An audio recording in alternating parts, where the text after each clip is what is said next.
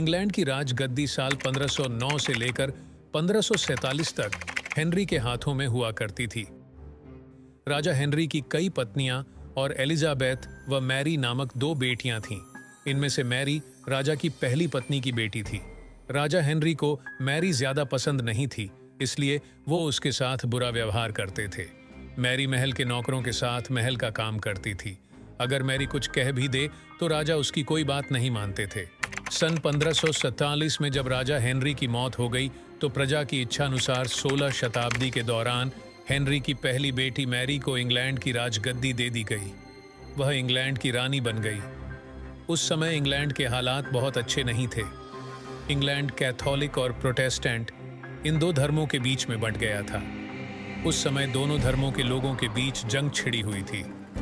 रानी Mary चाहती थी कि पूरे इंग्लैंड में सिर्फ एक ही धर्म हो, लेकिन लोगों ने उसकी यह बात मानने से साफ इनकार कर दिया था।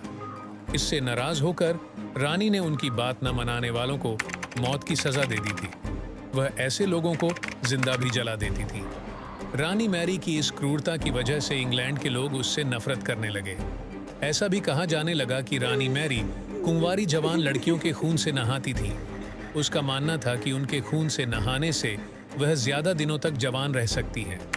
कुछ सालों बाद रानी मैरी ने शादी कर ली और कुछ समय बाद इंग्लैंड में एक खबर आई कि रानी मैरी गर्भवती हैं और जल्द ही उनके राज्य को उनका नया राजा भी मिल जाएगा। इस बात से हर सभी खुश हुए, लेकिन उस समय रानी मैरी के साथ बहुत ही अजीब घटना हुई। उनके गर्भ से किसी भी बच्चे का जन्म नहीं हुआ, बल्कि कुछ ही महीनों के बाद रानी मैरी का पेट फिर से सामान्य हो गया। वहां के ओझा लोगों ने अपनी तंत्र विद्या से बताया कि रानी मैरी के गर्भ में कोई बच्चा नहीं, बल्कि एक भूत आकर निवास करता है।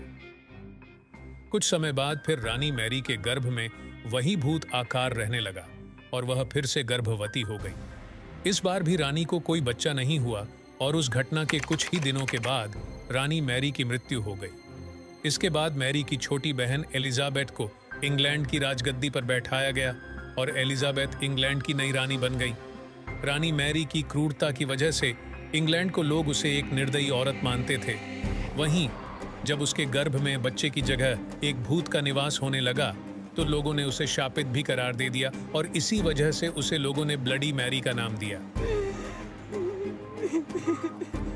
कहानी से सीख। ब्लडी मैरी की कहानी हमें यह सीख देती है कि अपने निजी विचारों व सोच को लेकर दूसरे लोगों पर दबाव नहीं बनाना चाहिए।